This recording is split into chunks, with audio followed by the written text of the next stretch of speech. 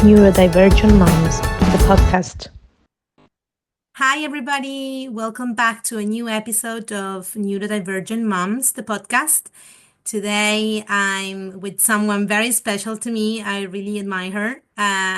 Katy, hi, how are you? Hi, I'm well, thank you. How are you doing? Good, good. Thank you so much for joining us today. Thank you for having me. Well, Katy, could you please introduce yourself just a little bit for those who don't know you yet? Sure, yeah. I am Katy Higgins Lee, and I am a therapist in California in the United States. And I am multiply neurodivergent, which means that I'm neurodivergent in a bunch of different ways.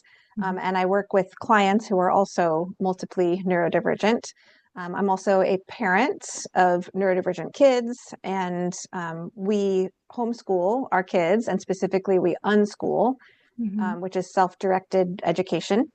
And then I also, in my practice as a therapist, I also work as a clinical supervisor for other therapists, and I provide continuing education classes for other therapists as well. Mm-hmm. So you're keeping yourself a little bit busy. Yes, yes, definitely. Very busy. Yeah. So yeah, I just wanted to ask you about your connection with neurodivergence and when it all started. Could you tell us a little bit about that? Sure. Yeah. Um, I was identified as gifted when I was a child. I was about 7 years old. And then um, fast forward many, many years, when I was 41, I was diagnosed as autistic and an ADHDer. Mm-hmm. Um, and in between that, I guess I skipped over that when I was about 30, I started to identify as highly sensitive. So I identified as highly sensitive for about 10 years before recognizing that autism actually fit more for me than Yeah. highly sensitive, because there's a lot of, that's the case for a lot of people that they recognize that. Mm-hmm. And not everyone, there are some people that are actually highly sensitive. But for me, being autistic fits much more than being highly sensitive does. Mm-hmm. Yeah, Mm-hmm. great.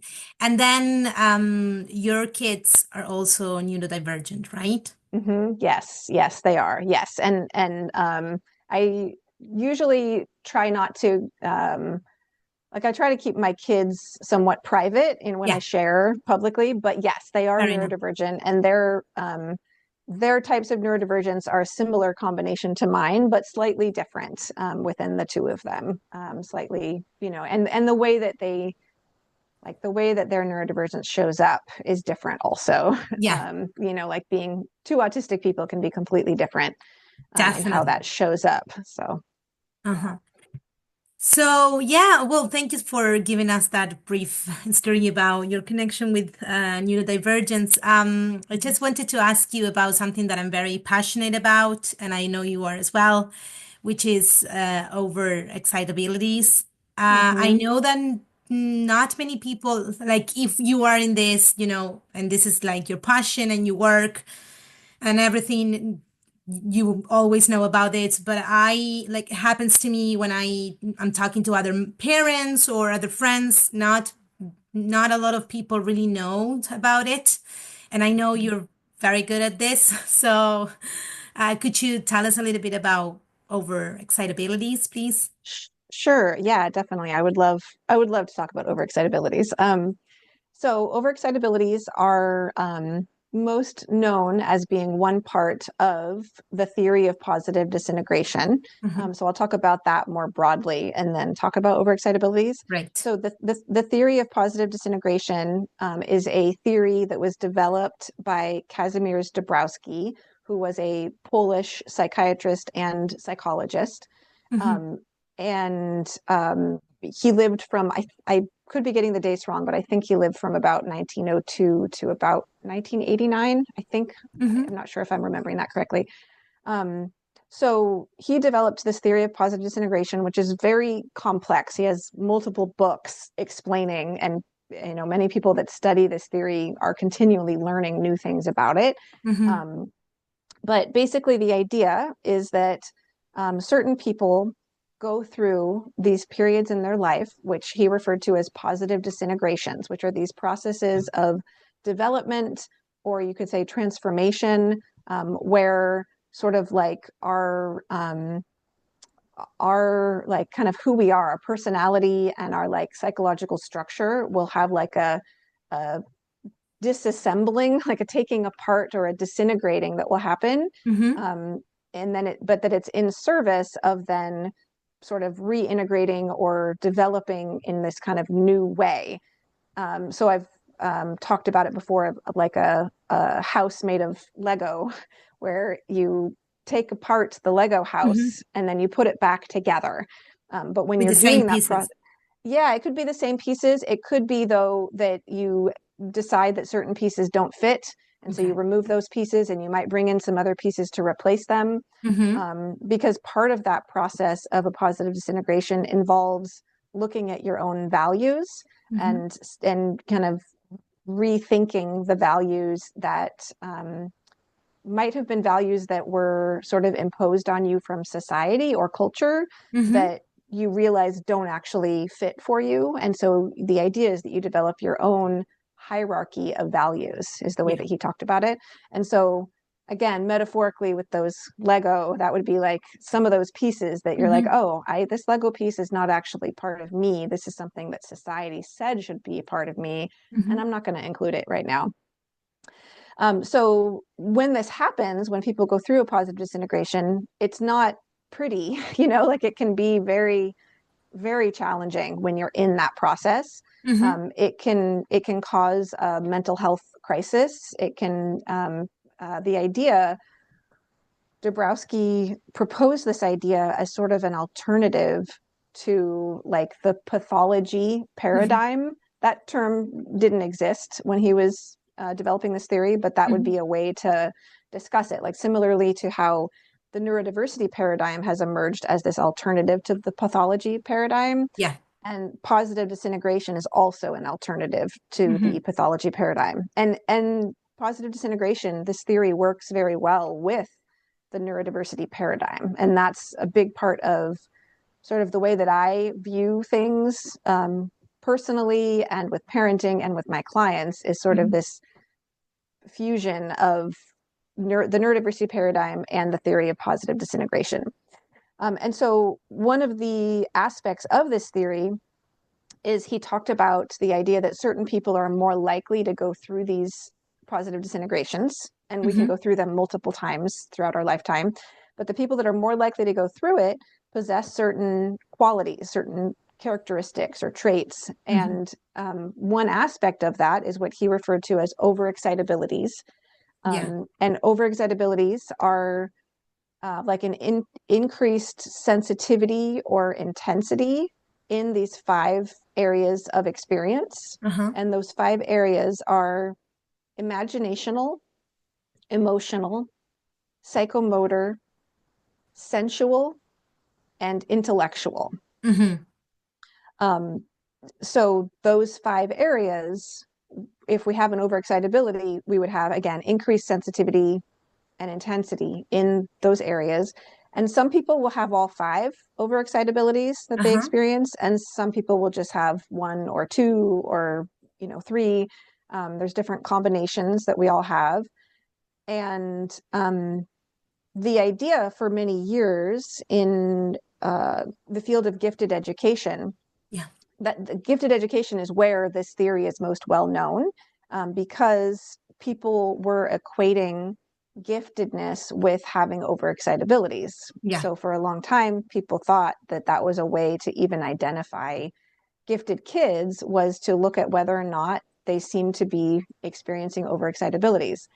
But then more recently, there have been some translations of Dabrowski's works from Polish that are showing that he was actually more likely describing various kinds of neurodivergence and not just giftedness. And so my understanding is that the translations show that he was also describing what we now call autism and what we now call ADHD, Yeah. and even various other kinds of neurodivergence also, even things that are, so, giftedness, autism, and ADHD, those are innate. So we're born with those forms of neurodivergence, but overexcitabilities could exist for someone who has an acquired form of neurodivergence too. So for example, like someone who has PTSD, so someone who has post-traumatic stress might develop overexcitabilities.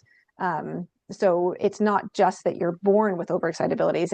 There could be overexcitabilities that come in from all different ways. So it could also include things like OCD, and even like bipolar disorder and things like that they would also experience overexcitabilities. That was very well explained. Thank you. Thank you. Thank you. Before we move on to the next question, I didn't want to stop you there, but just, to people be aware of it, like how would you know that you're going through the process of the positive disintegration? Mm-hmm. That is a really wonderful question. Yeah. So it's really when you experience this period of questioning kind of big things about your life. So not necessarily things like, something more kind of like superficial, but when it's things like what job am I doing, or this relationship that I'm in, or being a parent, or am I neurodivergent?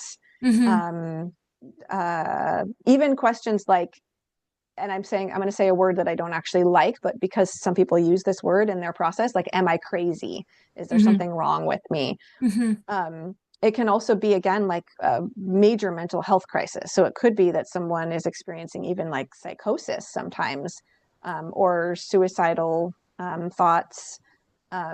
So whenever we have these moments of these big like questioning of kind of who we are and what we're doing and kind of where we fit in the world, there's often also, one of the things he talked about is where there's this tension, this like increasing tension between what is and what ought to be. So like this recognition of like, this is who I am, this is my reality, but this is maybe what I should be or should be doing. I don't love the word should, so I will often think of it as instead like tension between what is and what could be. Like it's more about like possibility. So recognizing like who I am or where I fit in the world, this is where I am now, but like there's all these other possibilities, and do any of those fit more for me, and would I feel more like authentic or kind of like aligned or like more expressed if I made these changes. So it's often, it can feel very hard, very challenging, very like we can feel very lost in those moments. So those are, again, it would be different for each person, but those are some of the kind of themes that will come up. Yeah, like for example, for me, now that I think about it, I had like 3 moments of positive disintegration. It was like during my teenage years, right? And then when I became a mom, and the third one when I learned about being neurodivergent, and all that. So actually, yeah, like you can really tell. But yeah, it's like, and I love how you explain about the Lego house, and because that's how it feels actually, right, in your mind. Yeah. Right, definitely. Yeah. And also, I don't know if you've ever experienced, or if anyone listening has ever experienced, like actually renovating their actual house, like their physical house that they live in. There's a lot of parallels in that process that I've seen. Like when you're renovating a house, you kind of have to have it look bad and be very not functional for a while you're in that process of renovating, of rethinking things, of adding rooms, or of putting in new windows or putting on a new roof. Like while you're in that process, it doesn't function very well. It's uncomfortable, but it's in service of when you're done, being able to have the house be more in alignment with what you need it to be for who Yeah. you are as a person, hopefully, or who your family is. Yeah. Definitely. Yeah. Yeah. That's great. And I have to say that my positive disintegrations have been very similar in timing to what you just named for yourself. I've had Really? some, yes, very, very similar. Yeah. Some earlier ones I won't go into as much right now, but yes, I had some earlier ones, and then yes, becoming a parent. I had one just kind of a few years before becoming a parent, which is when I decided that I even would want to have kids, because before that I didn't. Oh, are you still there? Yeah, I'm still here. It's just Oh, my okay. camera. Oh, got it. Sorry. Okay. Oh, no, it's fine. Just making sure you're there. Um, oh yeah, like I didn't think I wanted to have kids Yeah. for most of my life. And then when I was in my like late 20s, early 30s, I went through this positive disintegration when I realized that I did want to have kids.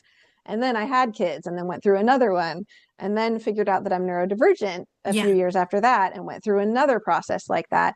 And also, one thing I want to name is that sometimes the process isn't so like the beginning and ending isn't very like clearly defined. Yeah. And so like for me, I've had sort of this ongoing disintegration that has continued since discovering that I'm neurodivergent, Oh, yeah. partially because I keep discovering new aspects of my neurodivergence.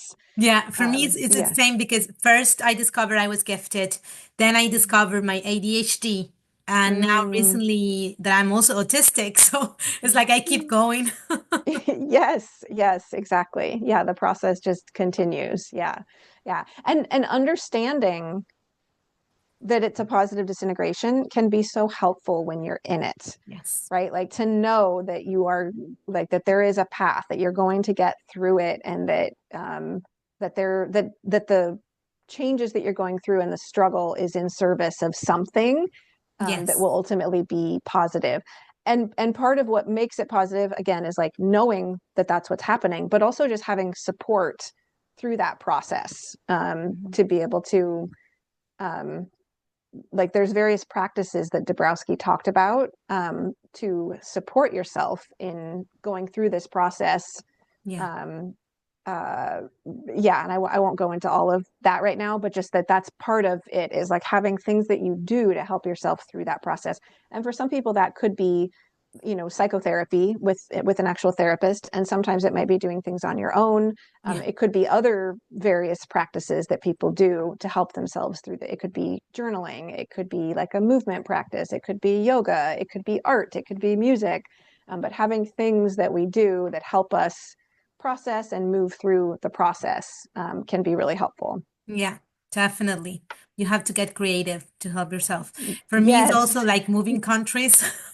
Oh, Yeah, wow. it's a Yes, big yes, one, but it yes, helped me that a makes lot. sense. Yeah, Yeah, that it's makes like, sense. Like that you actually needed a different location. You actually yes, needed to completely move where you were. yes, definitely. Right, Yeah. right.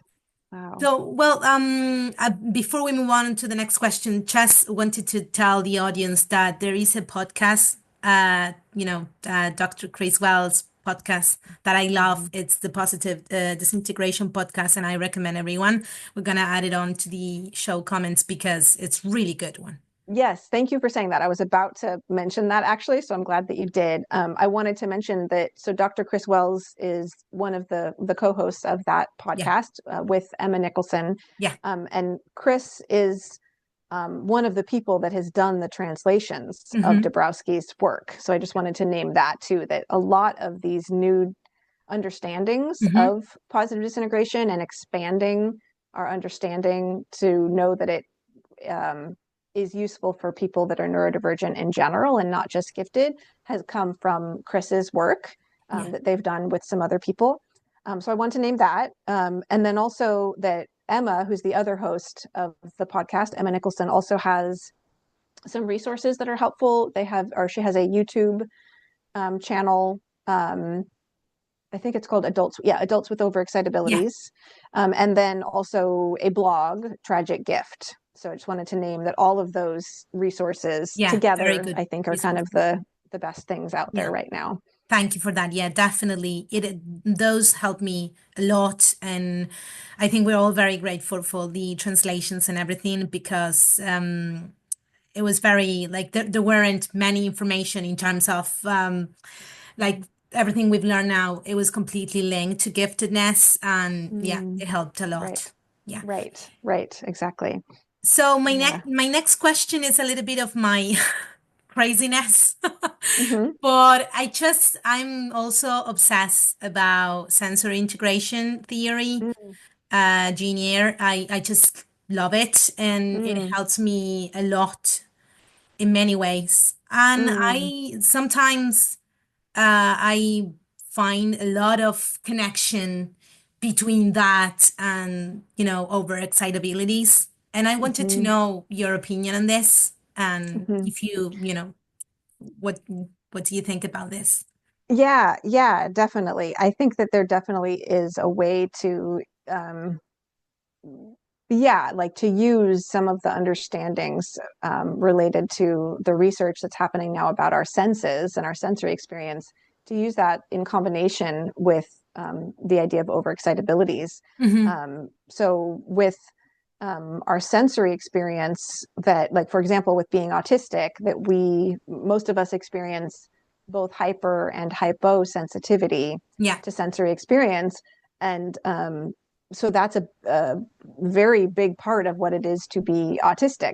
Hmm. Um, it's something I want to note too, is that, technically the diagnostic criteria for autism, you don't have to have sensory hyper or hyposensitivity. That's one of the possible traits that's listed there, but you Hmm. don't actually have to have that.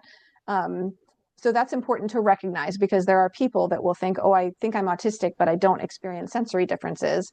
So you might still be autistic. Yeah. But what I want to note is that um, sensory experience, according to this, what you're talking about, like the sensory integration idea, that there are 8 sensory systems Yes. as opposed to just 5. And I think Hmm. that's part of the confusion, is that there are many autistic people that don't experience sensory differences in those main 5 senses. Hmm. But I have honestly never met an autistic person that didn't at least experience them in the other 3.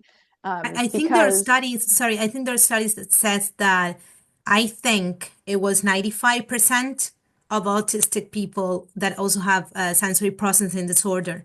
And mhm, mainly it's in the interoceptive and proprioceptive yes, yes, system. exactly. Because that's the thing, is that it's like, with interoception, that's our sense of, as you know, like our sense of what we're feeling in our body. So that could include, whether we're happy or sad, Yeah. or it could include whether or not we need to go to the bathroom, or whether or not we're hungry or tired. Yeah.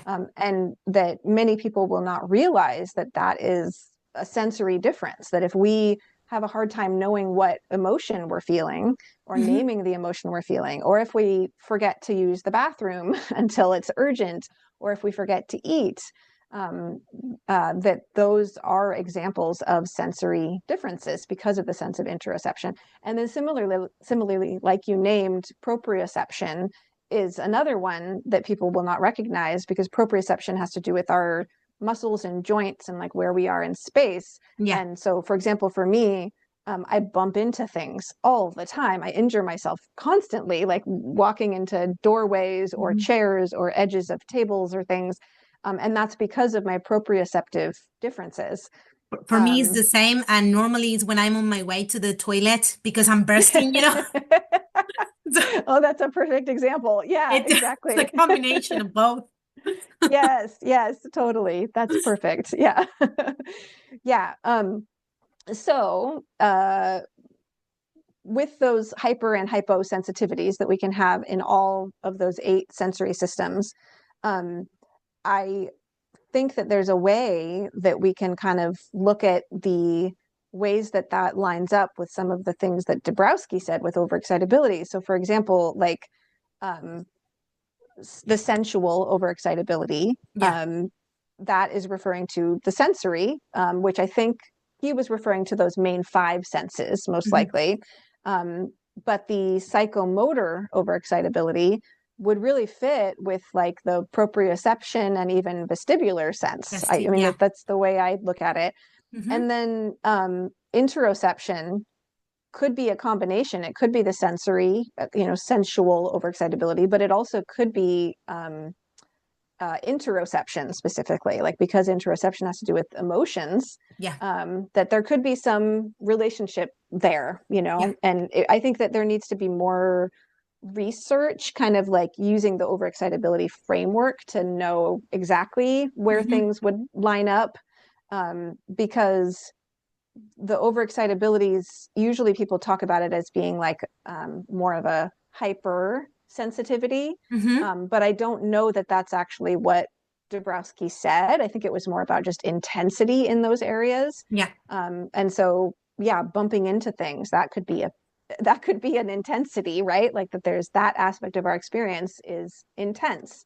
That need for movement, that's more sensory seeking, that's more hyposensitivity, but that definitely fits with the psychomotor overexcitability. So yeah, I think that there's more research that needs to be done now that we understand that Dabrowski was referring to other kinds of neurodivergence. I think that that could open things up. We just need people to do that research, of course. So if there's anyone out there that needs something to research, if you're a Please. researcher, please do this. Yeah, because I've been trying to find anything like that, relate both theories, and they weren't. And then I don't remember exactly when Dabrowski developed the theory. I know Jean did it. I think it was 1972. Mm-hmm. So Yeah, yeah, and that would have been closer, I think, to the end of. I mean, I think, like I said, I think Dabrowski died in '89. Mhm. I'm not 100% sure on that, but he was working, for many years of his life. Basically, he was developing this theory, as far as I understand. I could be wrong, but again, because um, these are very like there's this way that people will be developing these similar theories but in different fields, and so Yeah, then they don't recognize how they relate, how they could actually be supportive of each other. So I think that now part of it is that we have the ability with like the internet and things, that we have the ability to um, have this view, like this meta view, and see all these different things and how they could fit together, which I think is hmm, so cool that we're able to make these connections between these different theories. And then now the research just needs to follow with that. definitely. And it helps a lot because when you are like sensory regulated, it also affects your emotional regulation. Like it's completely linked, Yes, and yes, that helps your mental health as well. So yes, I think it's yes, it's something that it should really, like, this research needs to be done because it yes, can help us a lot to improve our life quality. yes, absolutely. I think that's such a good point, because like an example of that is when um like my ability to socialize or to interact with other people and Hmm. connect with them emotionally is so dependent on my sensory experience. Hmm. So, like, even right now, sitting and talking with you, Hmm. I'm in my therapy office specifically. I'm not at home because that would be overstimulating with my kids around. I'm in my therapy office and I have my lighting just the way I like it. I have the temperature just right. I have my blanket on my lap. I have my things to stim with. My sensory needs are met so that I can actually have this conversation, Yes. versus if I was somewhere that was not meeting my sensory needs, I would not be able to do this. I would not be able to answer the questions. I would not be looking at you. I'd probably just be looking around and Yeah. trying to like, my nervous system would be so aroused and so activated that I wouldn't be able to do this. And similar with socializing in other situations, like going to like a party or something, or a dinner with people, that if the environment is overwhelming, it might be very like much more obvious that I'm autistic, versus if it's a comfortable environment with just a handful of people that I know well and my sensory needs are met, then might not be obvious at all that I'm Hmm. autistic. And it's not a matter of masking in that kind of a situation. It's a matter of just my needs being met Yeah. on a sensory level. So then I'm able to connect emotionally and also cognitively too, right? Like the intellectual overexcitability part. Like Hmm. I can think much more clearly um, when my sensory needs are met. Definitely. I was thinking about this the other day because for me, like, I get very overwhelmed by, loud sounds and crowded places and all that.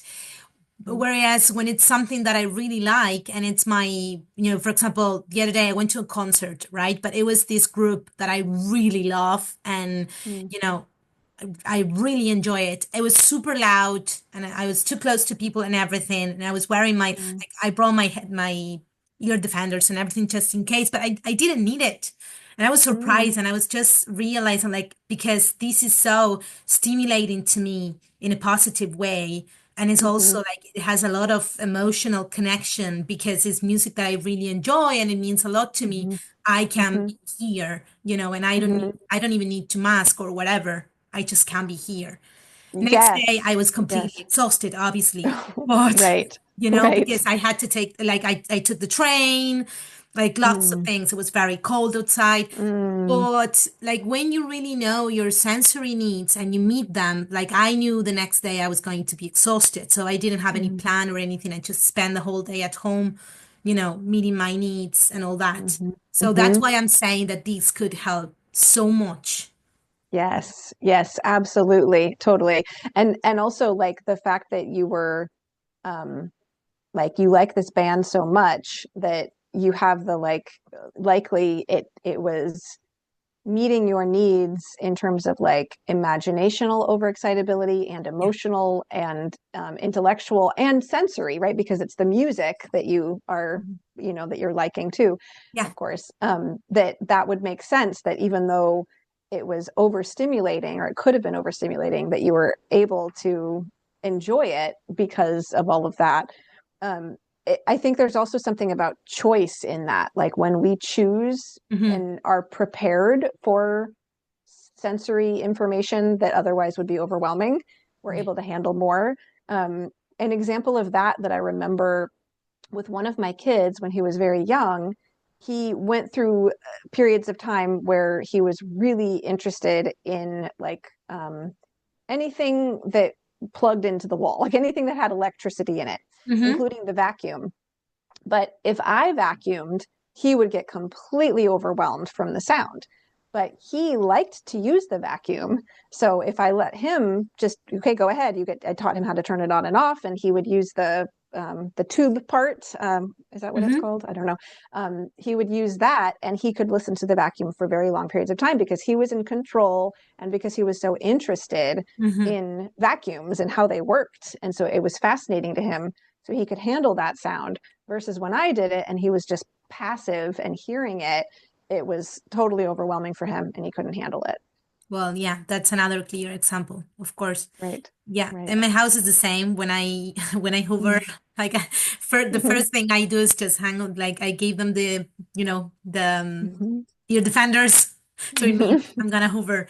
But yeah, Right. it's the same. Like for example, one of my kids, like he loves Legos. Like it's like his Mm-hmm. really deep, big passion, and he cannot Mm-hmm. handle like going to shops. But if we're going to Lego shop, like, Mm, he wouldn't even notice people or sounds or lightning or anything. Like he would just be, right. focused on Lego Right. and everything that. So yeah, it's amazing. And it's really good to Right. learn this because sometimes some people are like, oh, but I cannot do this or I cannot enjoy this with my children because they will feel this way or that way. Mm, But if you find a way and you go through like things that we really enjoy, mm-hmm. it doesn't mean that we cannot have a Right. life. Right. Go to Right. places. Exactly.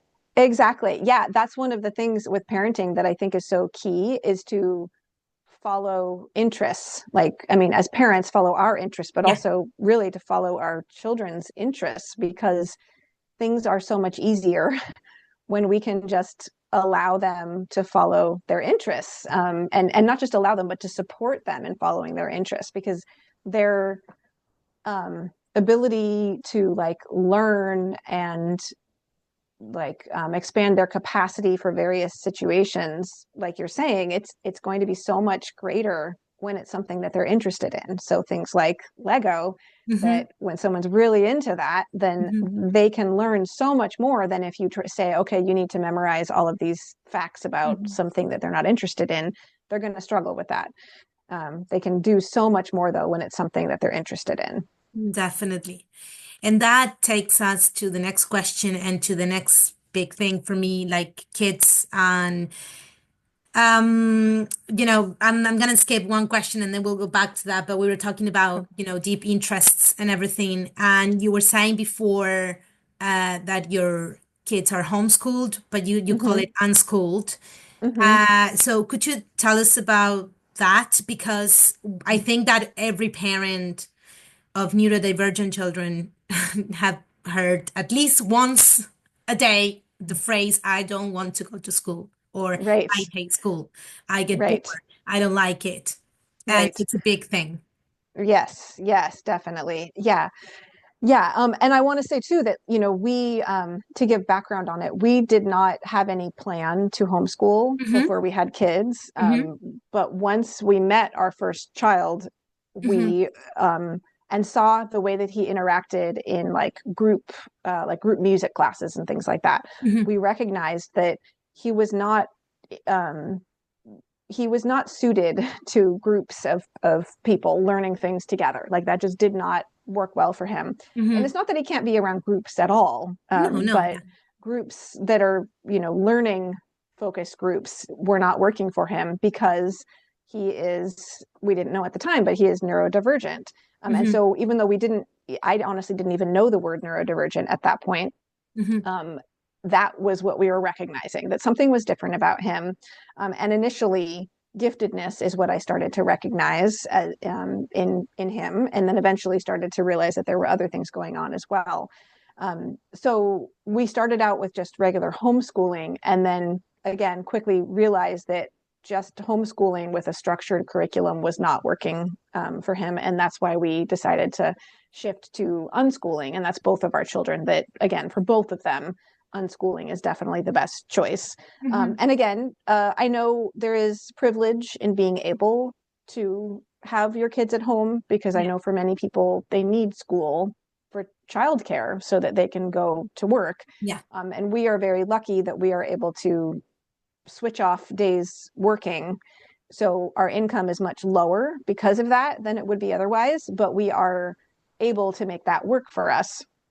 Um, and the reason, though, that it's so helpful to do homeschooling, but especially unschooling for neurodivergent kids, is because unschooling is one form of self-directed education, which is where the child gets to choose what they learn, but also when they learn and how they learn and whether they learn at all. Hmm. So it's not just that we say, okay, you have to learn something in history, pick which part of history. We wouldn't do that because that wouldn't be fully self-directed. It's fully following their lead on what they want to learn. And many parents think that that would mean that they would just choose to not do anything, and that they wouldn't learn anything at all. But that I have not found that to be the case. There might be periods of time where that seems to be happening, um, but then there will be these big leaps forward that will happen in terms of learning when Uh-huh. they're really interested in something. Hmm. um, so like for our family right now, the ways that our kids learn are not in more traditional ways. Like we don't have textbooks or worksheets that they're doing, and we don't have like lesson plans. But there is a lot of reading. But again, they're choosing what they read Yeah. and how. So it could be that they're reading, it could be that we read to them, or it could be an audiobook. And there's a lot of playing games, honestly. Like gaming is really the main way right now that our kids are learning. And that includes video games, but Hmm. also board games, card games, and tabletop games. So like Yeah. Dungeons and Dragons. Like I have to say that Dungeons and Dragons has taught my children so much more than any of the structured curriculum we tried to do earlier on, Yeah. in terms of like reading and spelling and history and math, because there's a lot of math with D&D because you're rolling dice and then having to do multiplication in your head very quickly. Um, and also like social emotional learning that can happen from games, from Hmm. especially games that involve characters. Like with Dungeons and Definitely. Dragons, you create a character sheet and you talk about all of their different like traits, basically, and you can talk about how that character differs from the person that's playing the character, or how they differ from each other. And then there's a lot of collaboration that happens through gaming also. And then also like learning to tolerate frustration and like increasing that capacity for being frustrated. That gaming can be so wonderful for that, because there's losing. Like you have to lose to play games. You have to lose sometimes, as opposed to just always every time doing something quote perfect. Yeah. But instead there's a lot of losing. And so that's where gaming has been really the main way that our kids have learned and have wanted to learn. That's very interesting, and I agree with you. There's a lot of learning in gaming. Yeah, definitely.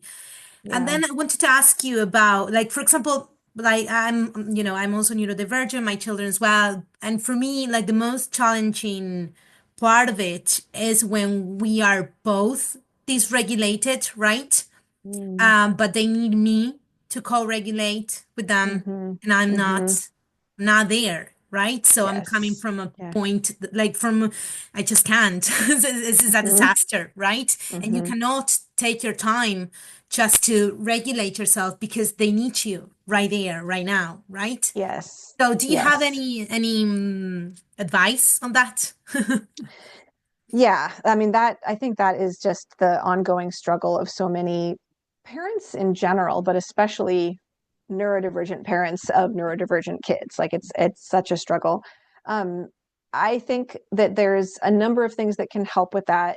And each person's different of what will help. But in general, finding ways to tend our nervous systems while we're interacting with our children. So finding like what are the ways that we can tend our nervous system without having to walk away. So like you mentioned, like wearing ear defenders. Yeah.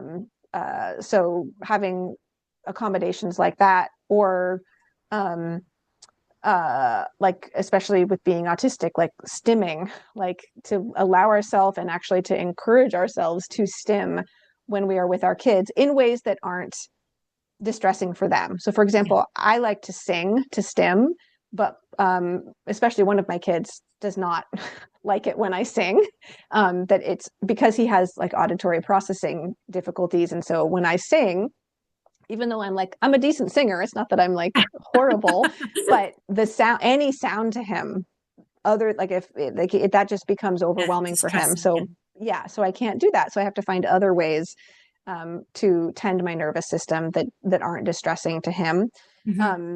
So, I mean, I think in general, in order to get to that, though, first you have to identify and explore your own neurodivergence as a parent.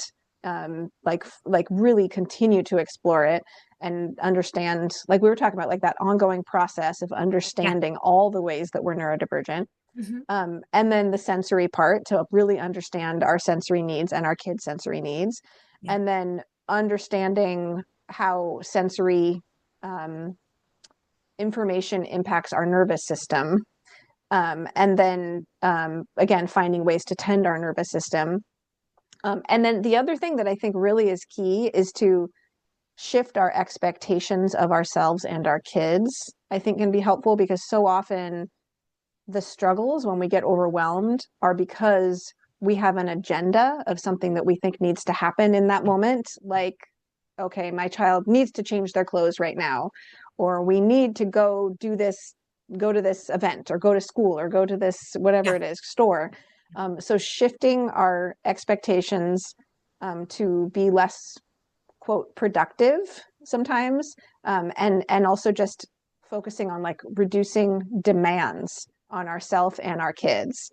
And the idea of reducing demands, that comes from the idea of like low demand parenting. That book by Amanda Diekman is really great, Low Demand Parenting. That comes out of understanding PDA as a kind of neurodivergence. But I think that even for families that aren't PDA, the idea of reducing demands can be really, really helpful.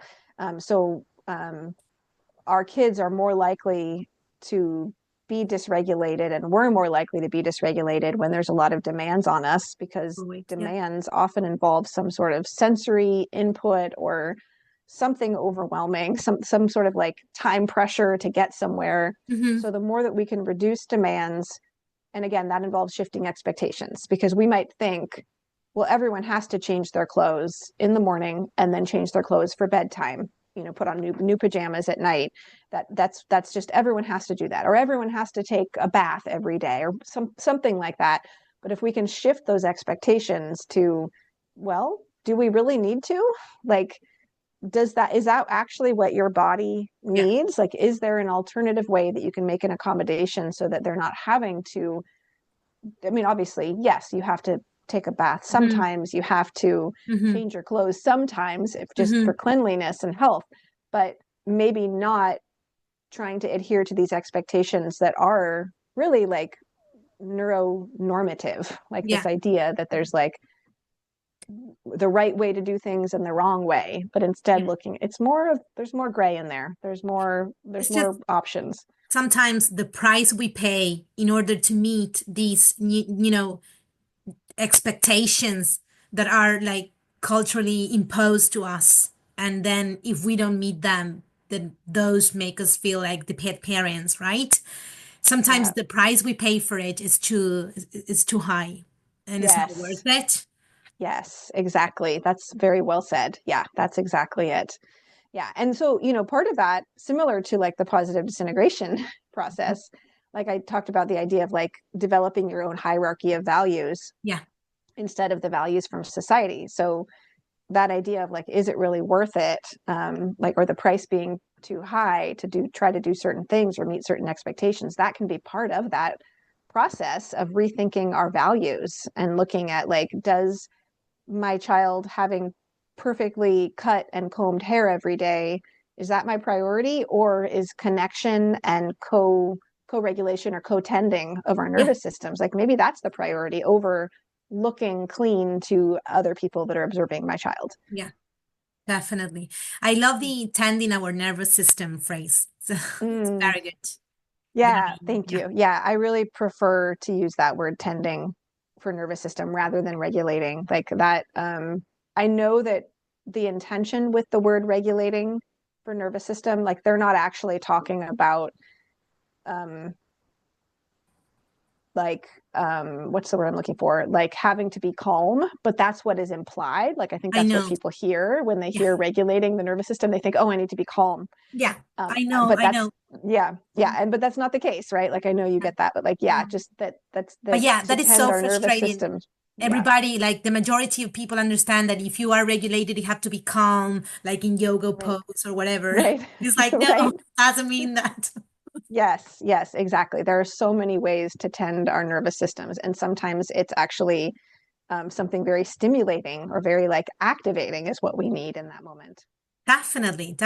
And that is also something that needs to be learned in schools, for example, because like many children, this idea that you need to pay attention, just looking at making eye contact, not moving, not making any sounds. And some people like really needs to have another input, cognitive input, in order to, to be able to pay attention. And that is also regulation. So Yes, exactly. Like what you just named of like needing another cognitive input, but also needing like a sensory input to be able to pay attention. So like for so many ADHDers, we need there's research showing that like doing some sort of balancing, so using the vestibular sense, can really help with focus. So being able to have like those seats that they put on the cushions they put on a chair in school, so that like I don't remember what those are called, wiggle cushions, I think they're called, so that a child can be in school but also on this cushion that is they have to balance while they're on it, that could really help them to focus. But that involves wiggling, right? Like there's some movement that needs to happen, and the teacher would need to be able to tolerate that happening in their classroom, that somebody's going to be wiggling a whole bunch, but that's what they need. Is that, or the click of the pen, yes, all the time? Yes, exactly. Yeah. I have to have all these things, and my kids also have it, like, in their pencil case or whatever, because that's great. Yeah, like we need it. I need a lot of movement all the time. And therapy ball is also very good. Like sometimes they're even doing their homework on the therapy ball. Yes, definitely. That can be very helpful. Yeah.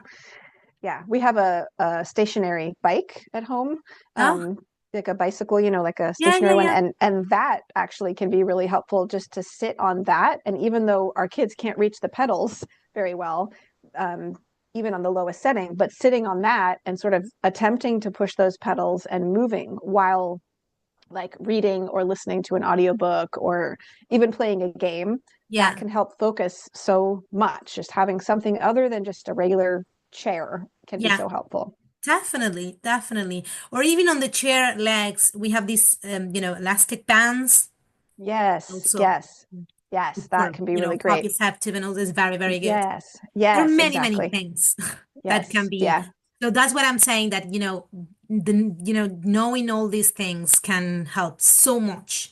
And when you yes, let go of the idea of having, like I call an Instagram house, yeah, like, no, yes. your house doesn't look like this particularly. Hmm.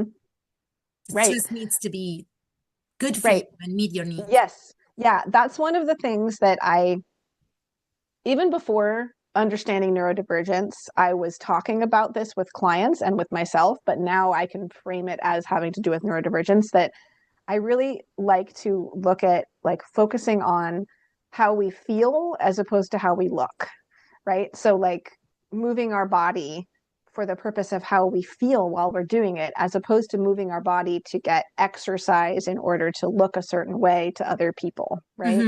Hmm. Even things like our hair or like glasses, right? Like similar to yours, like I have bigger Yeah, glasses, and part of it's because it's on a sensory level.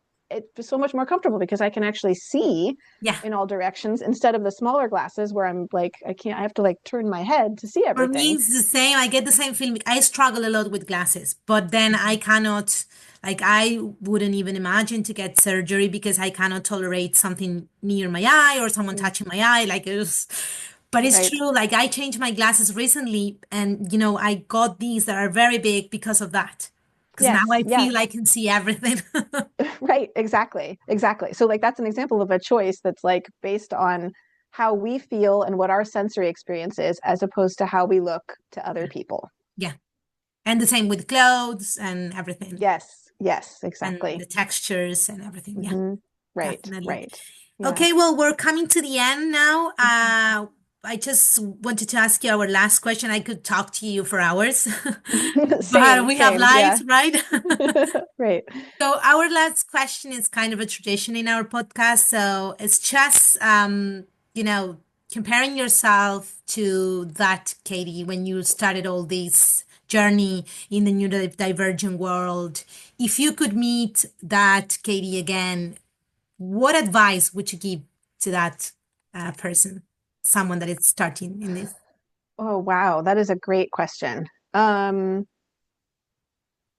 well, the first thing that pops into my head is just um, I would definitely tell Yeah. my younger self, I would tell her to like the process how would I say this? Like that there is value in the process of figuring this out. Like Mm-hmm. there's value in the disintegration process Yeah. as opposed to the value being in getting to some final Mm-hmm. destination, right? Yeah. And I know that I've known that in theory for a long time, right? It's sort of a cliche that people will say, right? Like that the destination doesn't matter as much as the journey, right? Yeah. But in terms of figuring out neurodivergence, I don't think I was able to recognize that and apply that. And I was so caught up in, I have to figure this out. I have to know if I'm autistic or if I'm an ADHD or various or I mean, if I'm really gifted was part of it too, because even though I was identified as gifted, I still doubted it and wondered, like, am I really gifted? I got so caught up in really thinking I needed to have that final answer. And so I would definitely tell her to trust that the process itself is going to give you so much and to sort of like savor the process Yeah. because there's so much there that can come Mm-hmm. in the process. And yeah, some answers will show up, but that's not really as important as what the process is. That's a really good advice. It's true that the process is very important. It is a cliche, but in this particular journey, I think that where the real stuff is, like in the Yes. process. Yes, exactly. And that's, I mean, I have to say, last thought, just that's my social media name is, as you know, Tending Paths. Mm-hmm. And that is part of what Tending Paths means to me, is the Mm-hmm. idea of like tending the path that we are each on and tending each other's paths as we are going on it. Mm-hmm. And again, it's that focus on the actual path, the journey that you're on, as opposed to that destination, to just tend to that. And there's other meanings for that too. I'm not going to go into all of them right now, but that's the main one, really, is that it's about tending to that path as we're on it. That's great. Thank you for that. And since you Yeah. were saying about your social media, where can people find you? Yeah, thank you. So mainly Instagram is where I post most often under Tending Paths. Mm-hmm. Not as much recently because I've been a little burned out, and also just focused on other projects. Yeah. But I do post on there some, and then Facebook also. Mm-hmm. You can find me under Tending Paths or under my name, Katy Higgins Lee. And then my website, katyhigginslee.com, is where I have information about my therapy practice, but my therapy practice is full anyway, so I can't take on any clients. Okay. But I do have, like I mentioned, continuing education courses for therapists there. So for example, I have a course on working with autistic adults in therapy using the neurodiversity paradigm. And then I also have a group that I'm going to be offering soon that's specifically for neurodivergent therapists, though. And it's not a therapy group, but it's a movement practice group to sort of support other therapists. That's great. I'm sure that's going to be a lot. That's going to be a lot of help for lots of people. Right. Well, thank you so much, Katy. That was great. Thank you so much. I know you're very busy, and yeah, I really appreciate that. It was lovely having you here. Yeah, thank you so much. I really enjoyed talking with you.